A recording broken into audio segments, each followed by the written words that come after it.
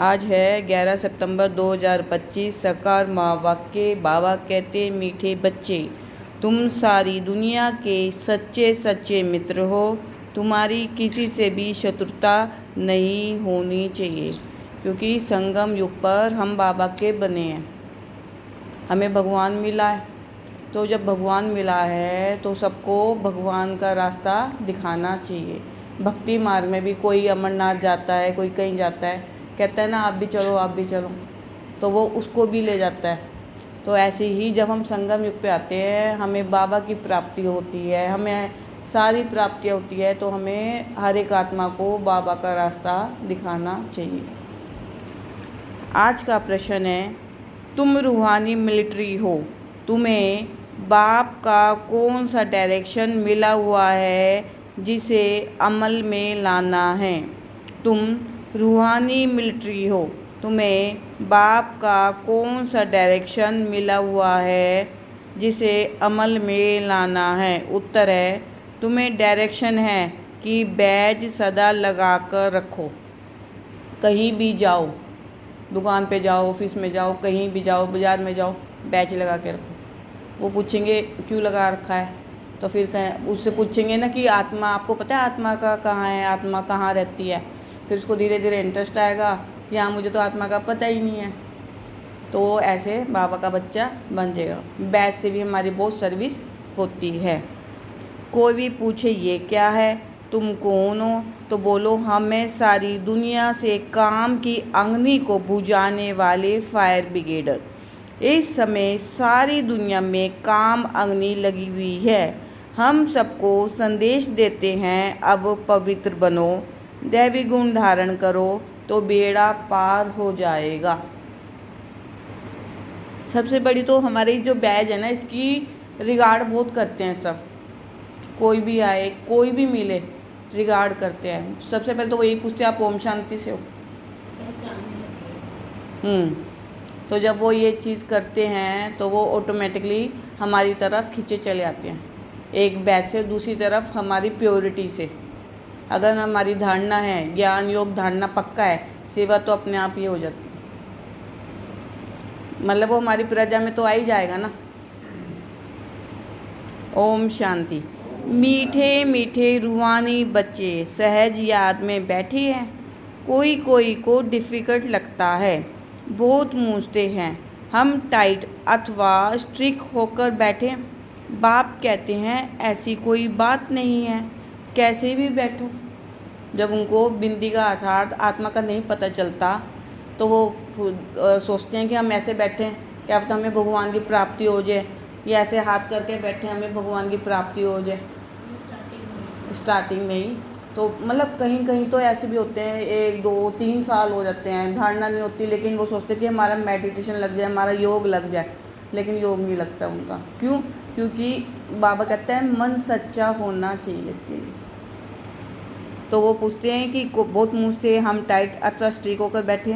बाप कहते हैं ऐसी कोई बात ही नहीं है, कैसे भी बैठो। बाप को सिर्फ याद करना है, इसमें मुश्किलात की कोई बात नहीं। वह हठ योगी ऐसे टाइट होकर बैठते हैं। अब बाबा योगा वाले बच्चों के लिए कह रहे हैं कि योगा वाले बच्चे कैसे बैठते हैं, कि टांग टांग पर चढ़ाते हैं। यहाँ तो बाप कहते हैं आराम से बैठो। बाप को और 84 के चक्कर को याद करो। अगर हम अपने 84 के चक्कर को याद करें ना, तो हमें बड़ी खुशी होती है कि कैसे हम संगम पर पहुँचते हैं। और आज हम देखते हैं कि कोई कोई तो संगम युग पे पहुँचता ही नहीं है। आप अपने रिश्तेदारों में देखते हो कितने दिक्कत में रहते हैं, कितने दुख में रहते हैं। अगर कोई प्रॉब्लम आ भी जाए, वो उसी को ही गाते रहते हैं, और हम कहते हैं चल कोई बात नहीं, फिर से शुरू करते हैं। तो यहाँ तो बाप कहते हैं कि बाप को और 84 के चक्कर को याद करो। ये है ही सहज याद, उठते बैठे बुद्धि में रहे। जैसे देखो ये छोटा बच्चा बाप के बाजू में बैठा है। ब्रह्मा बाबा के बारे में बाबा कह रहे शिव बाबा कि जैसे देखो ये छोटा बच्चा बाप के बाजू में बैठा है।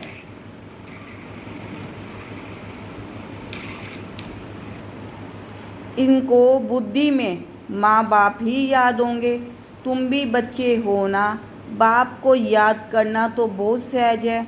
हम बाबा के बच्चे हैं, बाबा से ही वर्षा लेना है। शरीर निर्वाह अर्थ गृहस्थ व्यवहार में भल रहो, सिर्फ औरों की याद बुद्धि से निकाल दो। जैसे आप यहाँ बैठे हो तो सिर्फ किसको याद करना है? बाबा को। कुछ चाहे 24 घंटे से में कुछ भी ना हो, इस समय मूल्य में ध्यान दे दो तो यही पुरुषार्थ हो जाएगा।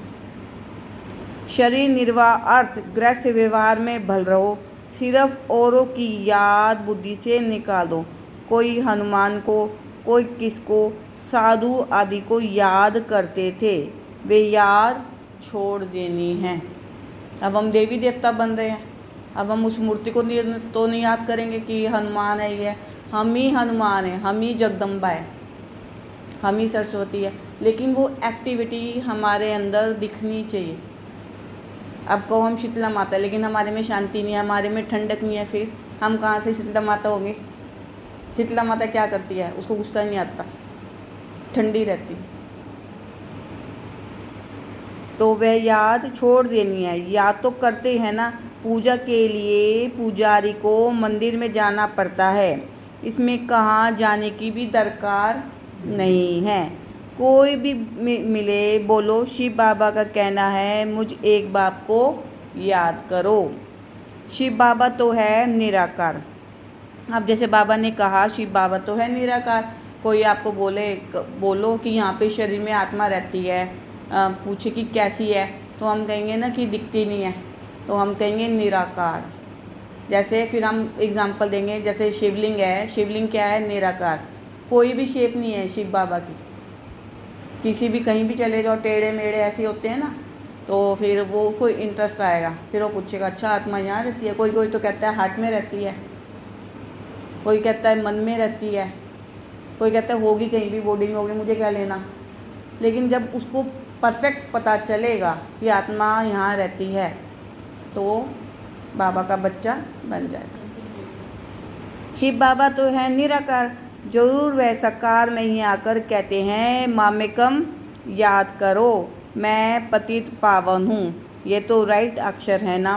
बाबा कहते हैं मुझे याद करो, तुम सब पतित हो। यह पतित तमो प्रधान दुनिया है ना, इसलिए बाबा कहते हैं कोई भी देहधारी को याद नहीं करो। यह तो अच्छी बात है ना, कोई गुरु आदि की महिमा नहीं करते हैं। बाप सिर्फ कहते हैं मुझे याद करो तो तुम्हारे पाप कट जाएंगे, भस्म हो जाएंगे। अब किसी के ऊपर उधार है, कोई कर्जा है, अब जब तक वो पूरा उसको चुका नहीं देगा, उसके ऊपर से कर्जा कैसे मिटेगा? सपोज किसी आपने मुझसे 100 रुपये ले रखे हैं, अगर और 100 रुपये के ऊपर 50 रुपये ब्याज हो गया, आप ब्याज देते रहे, 100 रुपये नहीं दिए, फिर तो वो तो बढ़ता जाएगा ना। ऐसे ही हमारे पाप बढ़ते जाते हैं। अगर आप मुझे इकट्ठे 150 रुपये दे दो, ना ब्याज रहेगा ना मूल राशि रहेगी। अब हमारे जो पिछले जन्मों के वो हैं पाप, वो है हमारा ब्याज, और जो हम यहाँ करते हैं पाप वो है मूल। तो हम पिछले तो चुका देते हैं और यहाँ के फिर से शुरू हो जाते हैं। तो इसलिए अपने कर्मों पर अटेंशन देना चाहिए। वेद का बाप तो सच कहते हैं ना, गीता का भगवान निराकार ही है, श्री कृष्ण की बात नहीं। भगवान कहते हैं सिर्फ मुझे याद करो और कोई उपाय नहीं।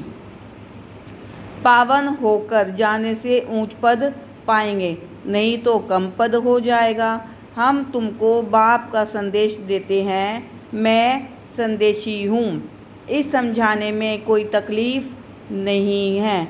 माताएं, अहिलाएं, कुब्जाएं भी ऊंच पद पा सकती है, चाहे यहाँ रहने वाले हो चाहे घर गृहस्थ में रहने वाले हो। ऐसे नहीं थी कि यहाँ रहने वाले जास्ती याद कर सकते हैं। मधुबन की बाबा याद कह रहे हैं कि अगर ऐसे नहीं कि जो मधुबन में रह रहे हैं कि वही जास्ती याद करते हैं। बाबा ने आज कहा घर गृहस्थी वाले भी ज़्यादा याद कर सकते हैं। कैसे बाबा बता रहे हैं, घर गृहस्थी में रहने वाले हो, ऐसे नहीं कि याद रहने वाले जास्ती याद कर सकते हैं। बाबा कहते हैं बाहर में रहने वाले भी बहुत याद में रह सकते हैं, बहुत सर्विस कर सकते हैं। यहाँ भी बाप से रिफ़्रेश होकर फिर जाते हैं तो अंदर में कितनी खुशी रहनी चाहिए। अब बाबा सब बच्चों से कह रहे हैं, जो भी ट्रेन में बैठे हैं बच्चे, वो आ रहे हैं तो कुछ ना कुछ तो अपना अनुभव लेके आएंगे। इस छीछी दुनिया में तो बाकी थोड़े रोज है, फिर चलेंगे श्री कृष्णपुरी में।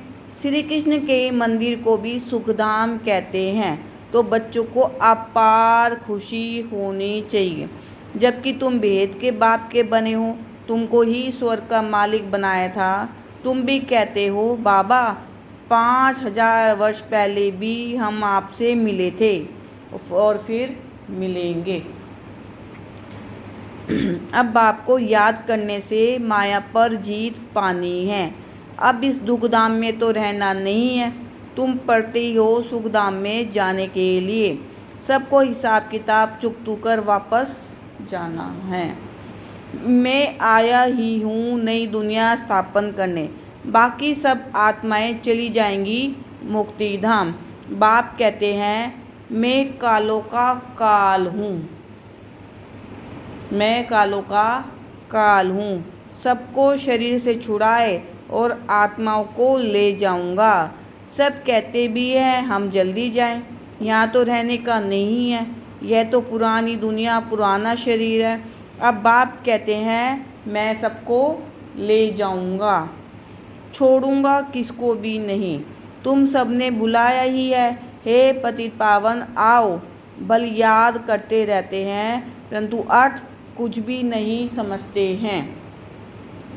पतित पावन की कितनी धून लगाते हैं, फिर कहते हैं रघुपति राघव राजा राम, रघुपति राघव राजा राम, पतित पावन सीताराम।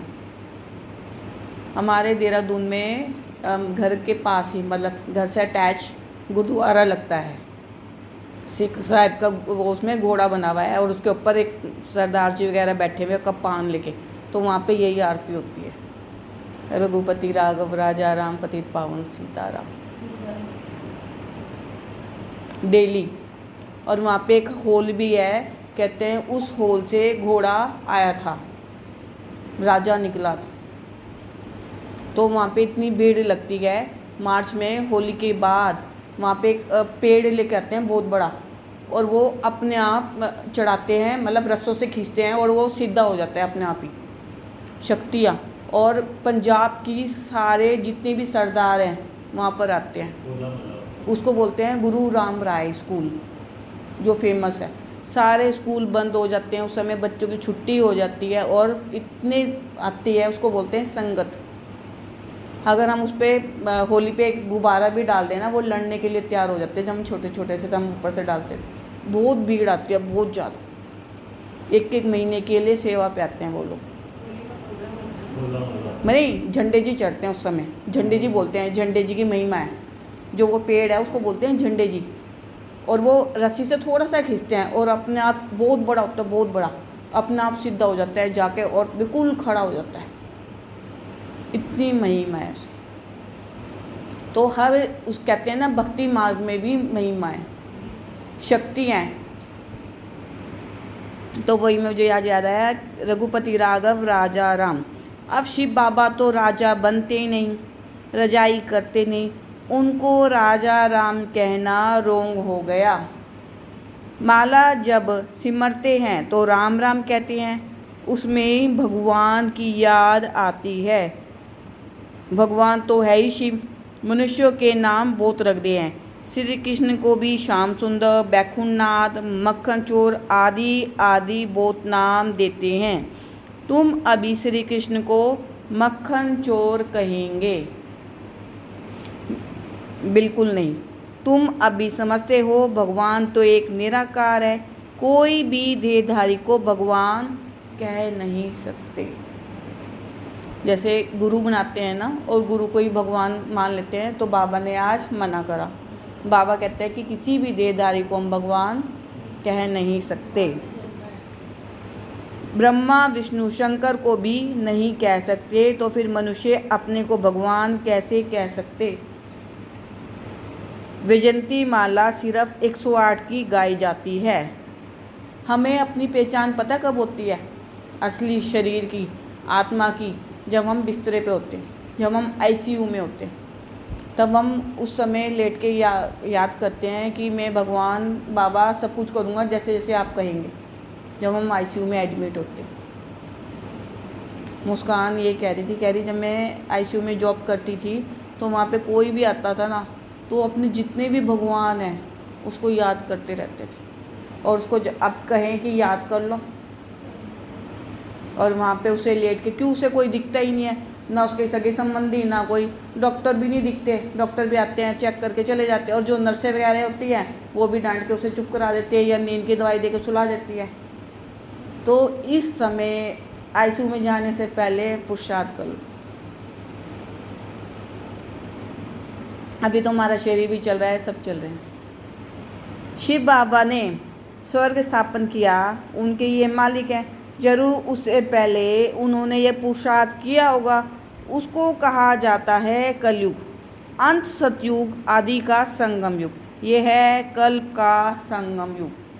बाबा ने क्या कहा? कल्प का संगम युग, माना अभी टाइम बहुत थोड़ा है, थोड़े से भी थोड़ा है। जैसे अब घड़ी, जैसे देखो अब ये 6 पे आ जाएगी, पता है 6 पे आने वाली है, थोड़ा सा समय है। यही संगम युग का थोड़ा सा समय रह गया। ये है कल्प का संगम युग। मनुष्यों ने फिर युगे युगे कह दिया है, अवतार नाम भी भूल, फिर उनको ठिक्कर भीतर में कण कण में कह दिया है।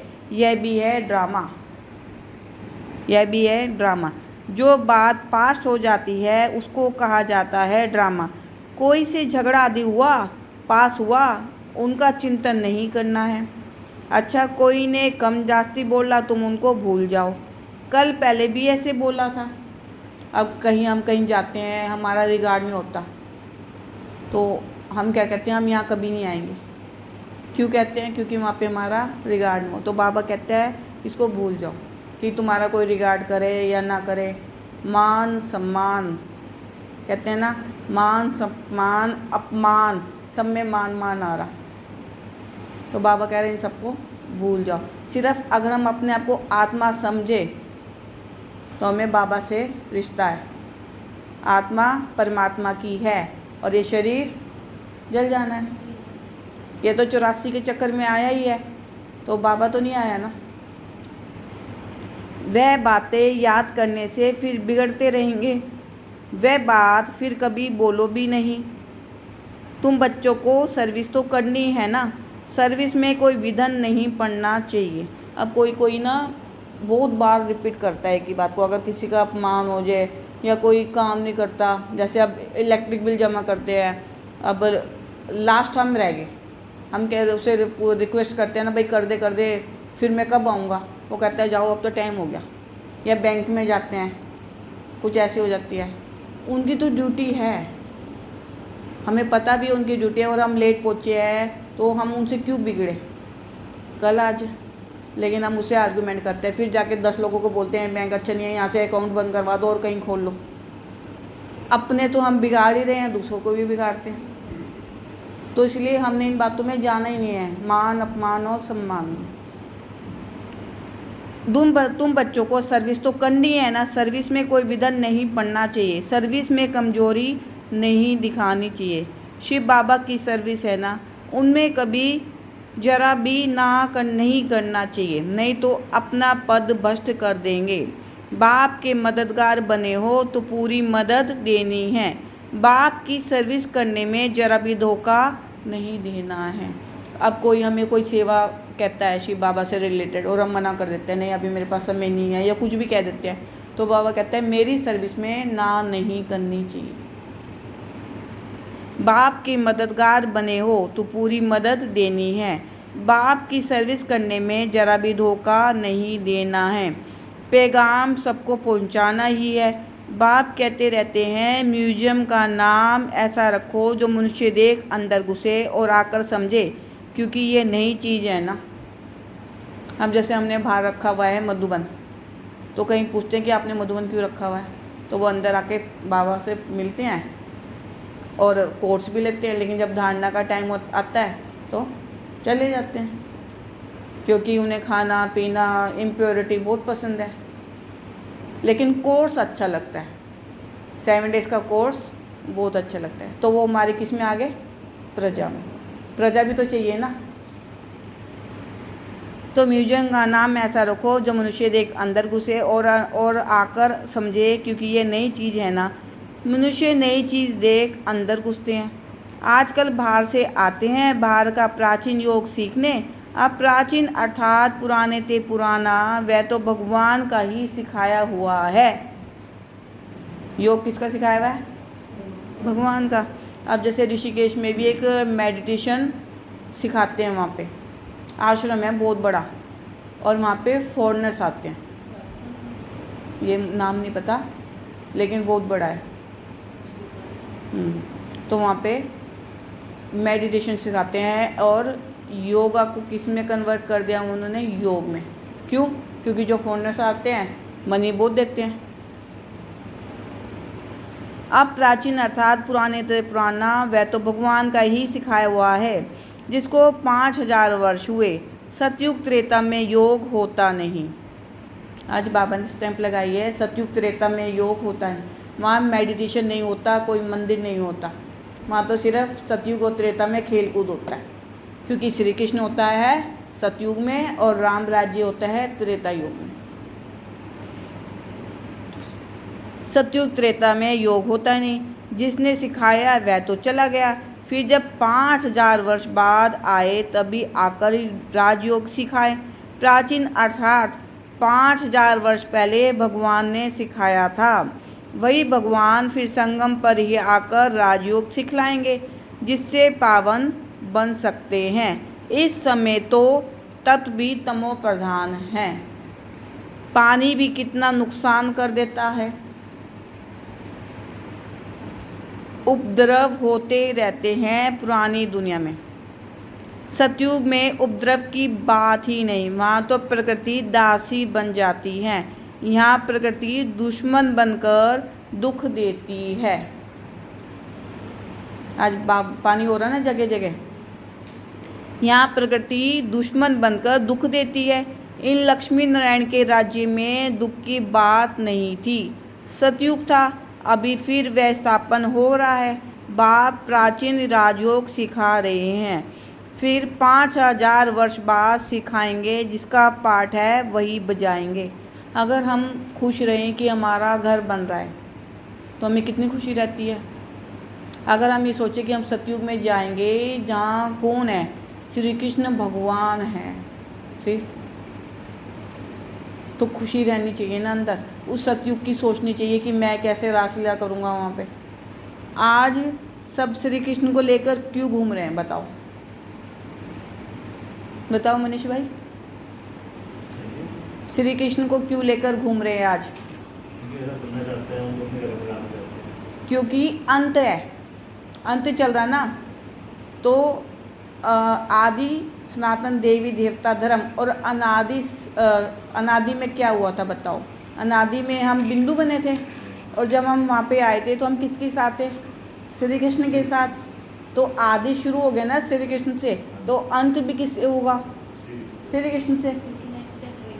तो जब हम शुरू में श्री कृष्ण से मिले तो अंत में आज, पहले तो नहीं था कि सब श्री कृष्ण को लेके सारे में जा रहे हैं। आज तो फैशन हो गया ना, लड्डू गोपाल को लेके क्यों घूम रहे हैं? क्योंकि ये मैंने क्वेश्चन करा था पांडव भवन में भाई से, तो भाई ने मुझे ये उत्तर दिया था कि जब हम आदि में श्री कृष्ण के साथ मिले, लेकिन वो वही आत्माएं होंगी जो 9 लाख बाकी प्रजा में है सारी। जब हमें श्री कृष्ण से प्यार हुआ तो हम उसके साथ 84 जन्म रहेंगे, और अंत में हम जगह जगह श्री कृष्ण को लेके घूमेंगे। ये है पाखंड, धोखा। उनको बेचारों को क्यों लेके घूम रहे हैं जगह जगह? उनको ये कहते हैं कि हमने तो अपना बच्चा बनाया। बच्चा, बच्चे को घर में मैं वही, वो तो भक्ति मार्ग है ना। उस भावना से लेकर उस भावना से हैं, लेकिन उनका दिल तो वो नहीं है ना, ठीक है, लेके घूम रहे हैं। लेकिन बाबा ने क्या कहा कि ये मेला है, कि जब हम आदि में श्री कृष्ण के साथ मिलेंगे तो उनको आदि से रिलेटेड किससे कर दिया है, अंत में। जैसे एक बच्चा पैदा हुआ और वो बूढ़ा हुआ, तो बूढ़ा कैसे हो जाएगा, बच्चे समान अंत में। उसकी एक्टिविटी कैसी हो जाएगी, सारी बच्चे समान हो जाएगी ना। एक बूढ़ा माँ बाप है, उसके बच्चे उसे कैसे खिलाते हैं, चम्मच से खाना, उसकी केयर कैसे करते हैं, बिल्कुल सेम बच्चे जैसे करते हैं ना। अंत में कपड़े पहना, वही सब सारा करते हैं ना। तो अंत में भी श्री कृष्ण आदि सो अंत, तो ऐसे कंट्रास्ट करा करो। अब एक बीज डालेंगे, वो पेड़ बनेगा, और पेड़ जब वो ख़त्म हो जाएगा क्या हो जाएगा, बीज। तो ये कंट्रास्ट है पूरा, एक बहुत बड़ा राज है। अगर किसी की समझ में आ गया ना, तो वो उसको ड्रामे पे, बाबा पे अगर विश्वास नहीं हुआ ना, तो 100% हो जाएगा कि भक्ति मार्ग ठीक है। बाबा ने क्या कहा है, द्वापर और कलयुग है, लेकिन जब हमें संगम युग समझ आ गया ना, तो हम मूर्तियों के पास नहीं जाएंगे, हम इसके पास आएंगे, शिव बाबा के पास। फिर 5000 वर्ष बाद सिखाएंगे, जिसका पाठ है वही बजाएंगे। वेद का बाप भी पाठ बजा रहे हैं, क्योंकि संगम युग पे शिव बाबा का भी पाठ है। हमें पतित से पावन बना रहे हैं, मेन पाठ तो बाबा का यही है। बाप कहते हैं, मैं इनमें प्रवेश कर स्थापना कर चला जाता हूँ, हाहाकार के बाद फिर जय जयकार हो जाती है। अब एक माँ बाप अपनी बच्ची को पालते हैं, बड़ी करते हैं, उसे शादी करते हैं, लेकिन माँ बाप तो नहीं जाते वहाँ पे, उसको अपनी लड़की को वहाँ सौंप देते हैं। क्यों, सोचो, माँ बाप तो नहीं जाते ना। ऐसे ही शिव बाबा हमारी पालना करता है, हमें पोसता है यहाँ पर संगम युग पर, और फिर गुप्त हो जाता है और हमें सारी प्राप्तियाँ करा देता है। ऐसे माँ बाप अपने बच्चों से कहते हैं ना, तो ऐसे ऐसे करियो, हमारी इज्जत रखियो, ये करियो, वो करियो, सेम। लेकिन अगर हम समझे बुद्धि से कि ये क्या टेक्नोलॉजी है, पालना तो वैसे ही पालना वैसे करते हैं ना सारी। तो बाप कहते हैं, मैं इनमें प्रवेश कर स्थापना कर चला जाता हूँ, हाहाकार के बाद फिर जय जयकार हो जाती है। अब ये भी समझो, हाहाकार के बाद जय जयकार कैसे होगी। पुराना साल और नया साल 12 बजे, ठीक 12 बजे, इधर पुराना साल है और इधर नया साल है। इधर पुराने साल का भी जश्न मना रहे हैं लोग। अब होटलों में आप सोच लो कि पहले से ही जाते हैं, या अपने घर में भी पहले से ही पार्टी का सारा प्रोग्राम रख लें। जैसे ही 12 बजते हैं क्या होता है, happy new year, happy new year. तो हम पुराने साल की विदाई करते हैं और नए साल की जयकारा मनाते हैं, खुशी मनाते हैं। तो ये है पुराना साल और नया साल ठीक 12 बजे।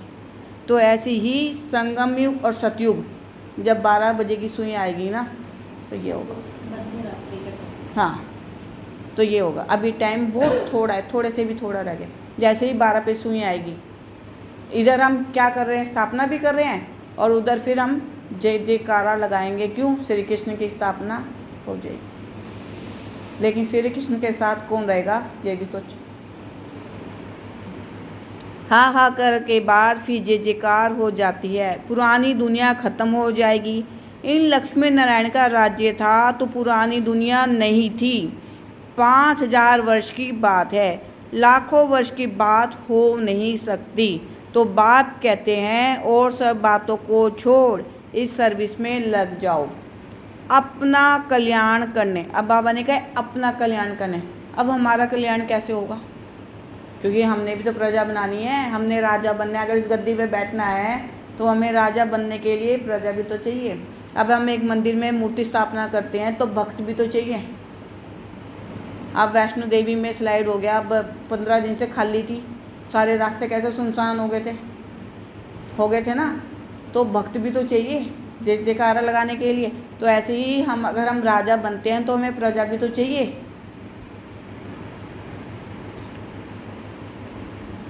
बाप कहते हैं, और सब बातों को छोड़ इस सर्विस में लग जाओ, अपना कल्याण करने। रूट कर सर्विस में धोखा नहीं देना चाहिए। ये है ईश्वरीय सर्विस। माया के तूफान बहुत आएंगे, परंतु बाप की ईश्वरीय सर्विस में धोखा नहीं देना है। बाप सर्विस अर्थ डायरेक्शन भी देते रहते हैं। मित्र संबंधी आदि जो भी आए, सबके सच्चे मित्र तो तुम हो। तुम ब्रह्मा कुमार कुमारियाँ तो सारी दुनिया के मित्र हो, क्योंकि तुम बाप के मददगार हो। मित्रों में कोई शत्रुता नहीं होनी चाहिए। कोई भी बात निकले, बोलो शिव बाबा को याद करो। अब कई बार हम खाने पे बैठते हैं माउंट आबू में, तो जो हमारे साथ होते हैं वो बहुत वार्तालाप करते हैं, तो हम वहाँ पे एक लिखा हुआ होता है कि मौन में रहो, लेकिन वो उसको भी नहीं पढ़ते, तो हम कहते हैं ना शिव बाबा को याद करो। वहाँ पे जगह जगह लिखा हुआ शिव बाबा को याद करो, शिव बाबा याद है। बाबा की याद में खाओ। तो ऐसे ही हमें अपने घर में भी शिव बाबा की याद में भोजन करना चाहिए। उस समय ना तो कोई फ़ोन पे बात करो, ना कोई टीवी देखो। अगर देखना ही है तो कोई क्लास लगा लो, जिससे वो बातें तुम्हारी बुद्धि में फिक्स हो जाए। बाप की श्री इससे पहले भी कहते खाना अकेले बैठ के खाना चाहिए, ताकि जो हम खाना खा रहे हैं उसका रीज़न ये दिया गया है कि जो भोजन कर रहे हैं उसका रस आना चाहिए। मीठा है तो मीठा रस आना चाहिए, नमकीन है तो नमक का रस आना, खट्टा तो खट्टा। जब हम कुछ देख के खा रहे होते हैं तब हमें स्वाद भी पता लगता है। स्वाद ही नहीं आता। और हमें जैसे बाबा ने कहा कि अंत में आपको क्या मिलेगी, दाल रोटी मिलेगी। अब जैसे कई लोग बोलते हैं कुछ ना कुछ ऐसे, दाल तो खाते ही नहीं, तो अंत में बच्चों को भी क्या मिलेगी, दाल मिलेगी, तो वो भी उस दाल के लिए तरसेंगे। कुछ नहीं मिलेगा उस समय, सिर्फ दाल रोटी मिलेगी, बाबा ने जो कह रखा है। अब कई बार हम माउंट आबू जाते हैं, हमें कोई चीज़ नहीं पसंद आती, लेकिन हमें खाना पड़ता है, तो हमें वो भी स्वाद लगता है। क्यों? क्योंकि हमें भूख लगी हुई होती है। फिर हमें धीरे धीरे प्रैक्टिस हो जाती है उस चीज़ की। हमें जब हम घर में बनती है तो हमें वो स्वाद बहुत लगती है। ये तो शिव बाबा को याद करो। बाप की श्रीमत पे लग जाना है, नहीं तो अपना नुकसान कर देंगे। ट्रेन में तुम आते हो, वहाँ तो सब फ्री है। सर्विस का बहुत अच्छा चांस है। बैच तो बहुत अच्छी चीज़ है, हर एक को लगा कर रखना है। कोई पूछे आप कौन हो, तो बोलो हमें फायर ब्रिगेडर। जैसे वे फायर ब्रिगेडर होते हैं आग को बुझाने के लिए, तो इस समय सारी सृष्टि में काम अग्नि में सब जले हुए हैं। अब बाप कहते हैं काम महाशत्रु पर जीत पहनो। बाप को याद करो, पवित्र बनो, दैवी गुण धारण करो तो बेड़ा पार है। बाबा ने आज युक्ति बताई है कि अगर काम महाशत्रु पर जीत पानी है तो पवित्र बनो, दैवी गुण धारण करो, बाबा को याद करो। 3 चीज़ें बताई आज बाबा ने।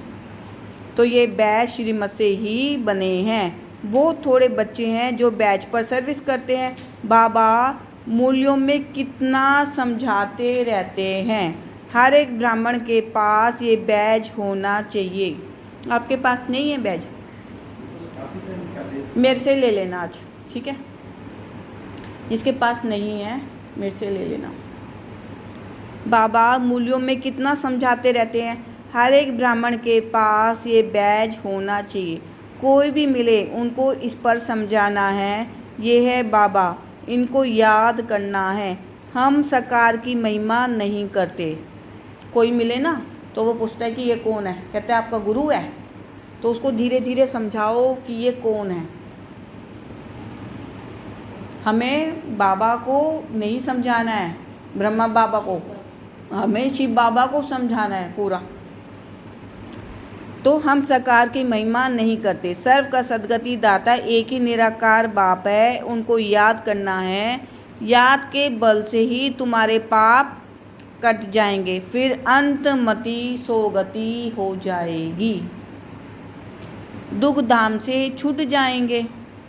अच्छा देखो, अब बाबा ने क्या कहा है, अंतमति सोगति हो जाएगी। इसका एग्जांपल मैं देती हूँ कि मेरी मम्मी का मोह मुझ में था, हम 6 भाई बहन हैं, तो मेरी मम्मी ने शरीर कहाँ छोड़ा? यमुनानगर आकर। एक ही दिन में उनको यहाँ पे एडमिट कराया और सुबह सुबह रात को एडमिट हुए और सुबह सुबह उन्होंने शरीर छोड़ दिया। तो बाबा यही कहते हैं ना, अंतमति सो गति, कि जहाँ पर तुम्हारी बुद्धि होती है ना, तुम्हारा ध्यान वहीं जाता है और वहीं शरीर छूटता है और वहीं जन्म होता है लास्ट में भी।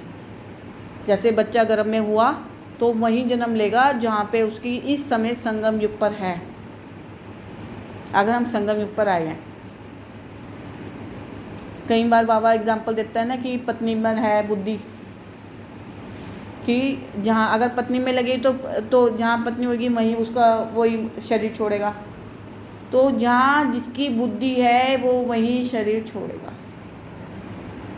इसलिए अपनी बुद्धि बाबा से लगा कर रखो, कोई नहीं काम आएगा लास्ट में।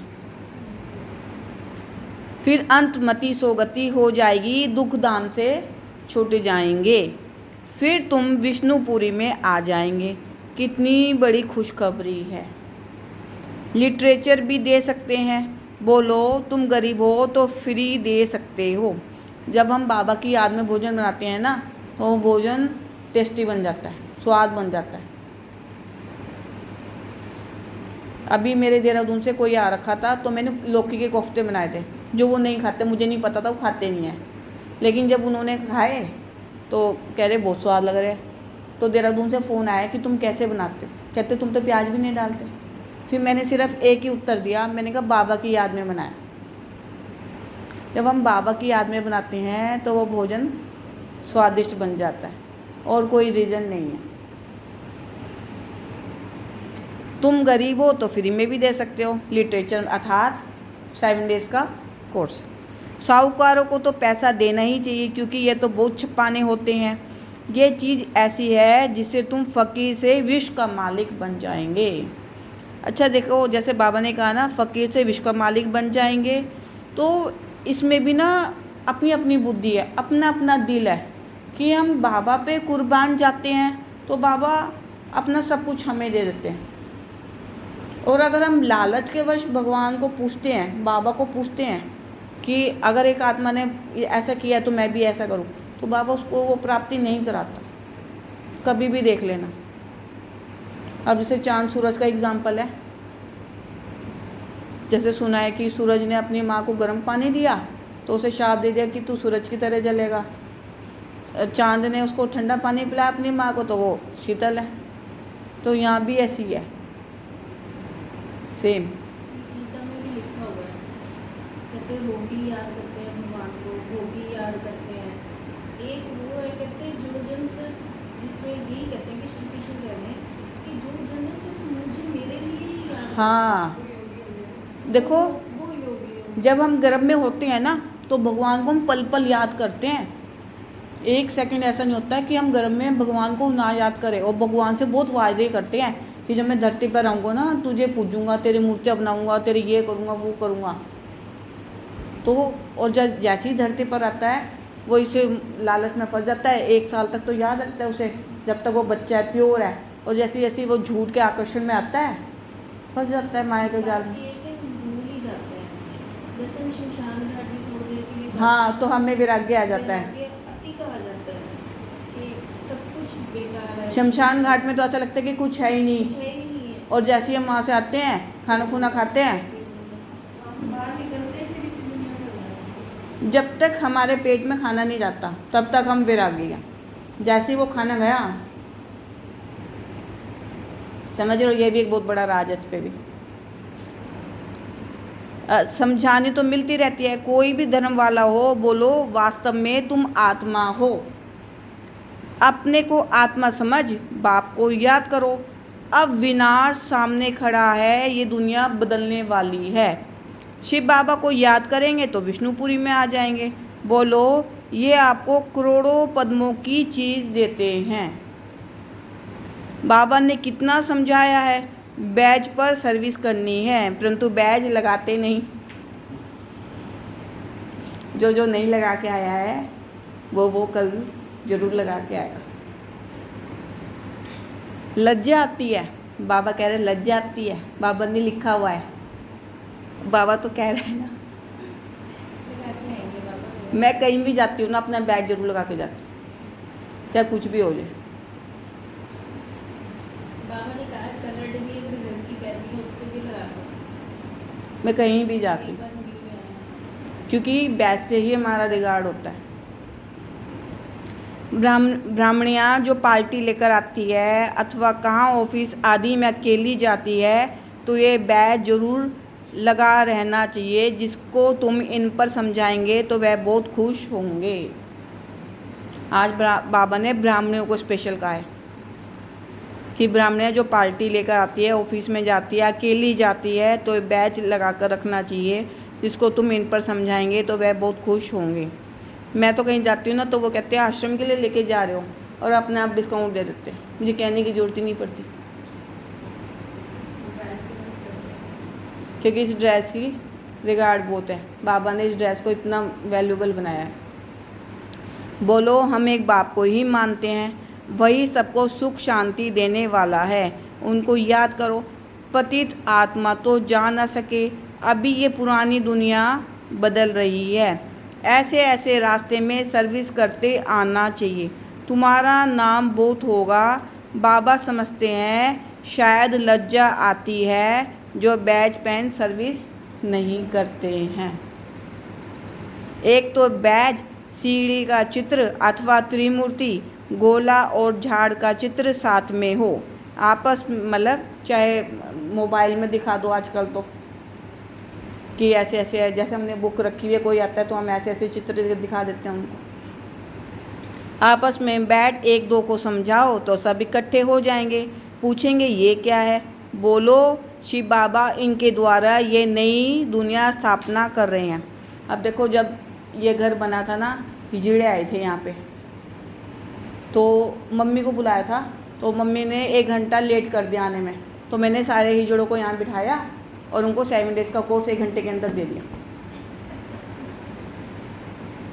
1 घंटे के अंदर दे दिया। तो वो एक ने पूछा कि मैं चिड़िया नहीं बन सकती, मैंने कहा चिड़िया तो नहीं बन सकते आप, लेकिन आप बाबा के बच्चे बन सकते हो। लेकिन वही है ना, आत्मा तमो प्रधान है, कोर्स तो ले लिया ना, तो 7 डेज़ का कोर्स मैंने उनको भी दे दिया।